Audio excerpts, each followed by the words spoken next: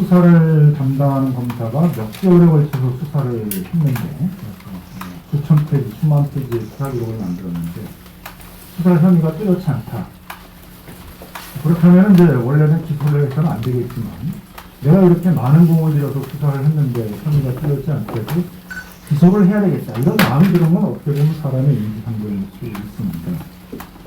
그래서 수사를 하는 사람과 그 수사의 결과를 보고 이게 기소를 해서 혐의를 받을 건지 안 받을 건지를 판단하는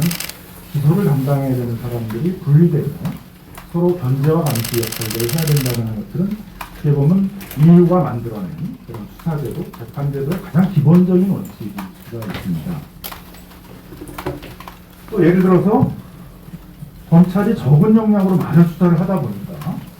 어떤 경우에는 다 수사할 수 없으니까 요건 수사하고 요건 수사하지 않고 이런 거를 뭐 선택할 수밖에 없습니다. 뭐 최근에 부산저축은행 사건 같은 것들이 뭐 그런 식의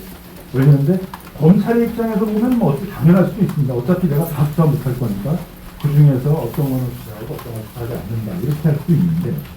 원래 원칙적으로 한다고 그러게 되면 수사 역량을 많이 갖고 있는 경찰이 수사를 해서 수사할 수 있는 건 다 수사를 해보고 그 다음에 이제 검사가 기소를 담당한 검사가 그 중에 수사할 것과 수사 안 할 것들, 기소할 것과 기소 안 할 것들을 구별해낸다든가 하는 이런 역할 분담이 있어야만 이게 이제 합리적이고 제대로 돌아가는 어떤 수사권, 재판 제도의 모습일 것입니다. 그래서 이제 수사권과 기소권은 분리돼야 된다는 것들이 그런 법률가들이라면 뭐 보편적으로 다 인정하고 있고 또 세계 보편적인 검찰 제도로서 자리 잡고 있는 것입니다. 검찰의 역사 자체가 원래 수사 담당자들이 직접 재판에 나가서 공판을 진행하다 보니까 법률 전문성이 없어서 많은 문제가 있었기 때문에 기소와 공소유지를 전담하는 그런 조직으로 발달해 온 것이었지 수사를 검찰이 하는 것들은 뭐 역사적으로 그런 얘기도 거의 없고 다른 나라에서도 거의 많지 않은 그런 얘기입니다. 그래서 이제 다만 이제 우리가 군사 정권 시대 또 권위주의 정권 시대를 거치면서 검찰을 이제 정부에서 직접 수사를 하는 그런 도구로 많이 활용을 하다 보니까 다른 나라에 의해서는 보기 드물게 수사를 굉장히 검찰이 많이 하는 것으로 되어 있고 수사권과 기소권을 다 갖고 있는 이제 그런 좀 약간 기형적인 모습으로 발전해온 것들이 사실입니다. 그래서 우리 사회에서 이런 수사권과 기소권을 분리시키자. 물론 시간이 걸릴 수 있습니다. 그동안 이제 뭐 각종 부패 수사라든가 뭐 선거 수사라든가 뭐 이런 경제 전문 수사라든가 이런 부분들을 검찰이 주로 해왔었기 때문에 경찰이 그걸 담당하는 데 굉장히 시간이 걸리고 또 최근에 공직 부패 수사를 전담하기로 만든 공수처가 자리를 잡는 데까지도 상당한 시간이 걸릴 수 있기 때문에 시간을 가지고 경찰과 공수처가 그런 전문 역량들, 전문 수사 역량들을 쌓아나가는 과정과 비례해서 검찰이 점점 이제 수사권을 줄이고 기소를 전담하고 재판의 위기를 전담하는 그런 조직으로 발전하자. 이런 것들이 어떻게 보면 우리 사회에서 어느 정도 합의를 보고 있는 검찰제도의 발전 방향, 변화 방향이 아닐까 생각이 듭니다.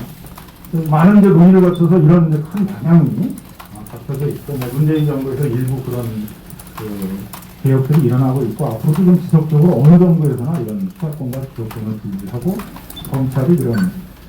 수사한 것에 대해서 어떤 견제와 감시 역할을 하는 기소와 공소유지를 전담하는 그런 조직으로 발전해 나가야 된다는 것에 대해서는 뭐 큰 틀에가 있었다고 생각이 드는데, 갑자기 선거에서 이런 큰 우리 사회적 합의,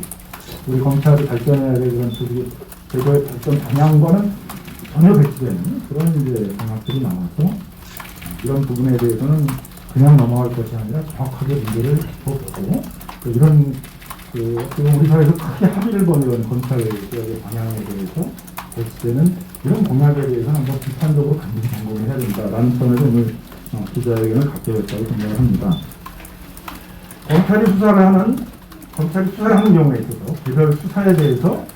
독립성을 가져야 된다는 것들은 뭐 누구도 부정할 수 없고 이런 거에 대해서 정치적 외압이나 이런 거에 대해서 받지 않고 그런 독립적인 수사를 해야 된다는 것들은 이제 뭐 당연히 인정돼야 될 것이지만 한편으로는 검찰이라는 조직 자체가 민주적으로 통제돼야 된다는 것들에 대해서도 그건 뭐 어느 법률가라면 뭐 크게 이견을 갖지 않는 그런 것이고 더욱이 우리나라 검찰은 다른 나라 검찰과 달리 수사권과 기소권을 또 함께 갖고 있는 상당히 비대화된 그런 형태의 권력화될 수 있는 소지가 있는 그런 검찰이기 때문에 민주적 통제는 더욱더 중요하다고 생각합니다. 이러한 점에서 검찰이 어떻게 보게 되면 민주적 통제도 중요한 검찰 제도 개혁 방향 중에 하나인데 검찰은 마치 이런 민족 통제에 전혀 받지 않는 그런 어떤 특권적인 권력으로 발전해 갈 수 있는, 부활할 수 있는 그런 방식의 또 공약도 나오고 있기 때문에 이런 점에 대해서도 우리가 비판적으로 검토하고 거기 위해서 오늘 기자회견을 가졌다고 생각합니다. 물론 이제 선거라는 게 뭐 정치적 유불리로 표를 모으기 위해서 뭐 여러 가지 공약도 그런 점에서 활용될 수 있는 여지가 있다라고 생각을 합니다. 하지만 적어도 우리 사회가 큰 방향에서 지향해야 될 개혁 방향에 대해서는 어느 정권이 들었거든요. 어느 정도에서든지 일관된 방향을 가지고 지속적으로 해나갈 때 성공할 수 있다고 생각이 드는데, 이제 본격적으로 좀 진행돼야 될 이런 검찰 개혁에 대한 큰 방향들을 다시 흔들어 놓는 이런 공약들이 어떤 일정한 정책 목적에서 나와서 논의되고 있다는 것에 대해서 저희는 경계를 하지 않을 수밖에 없고, 이런 점에 대해서는 저희들이 선거 기관에서 비판적으로 검토를 하고, 처리할 수 없다면 적어도 다음 정부에서 이 부분이 진행이 될 때 이 부분에 대해서는 정확히 비판적으로 검토돼서 원래 우리 사회가 합의를 보고 있는 그런 검찰개혁의 방향, 검찰의 민주적 통제, 기소권과 수사권 체계라는 큰 방향에 있어서의 꾸준하게 지속될 수 있도록 그렇게 저희들이 노력해나가겠습니다.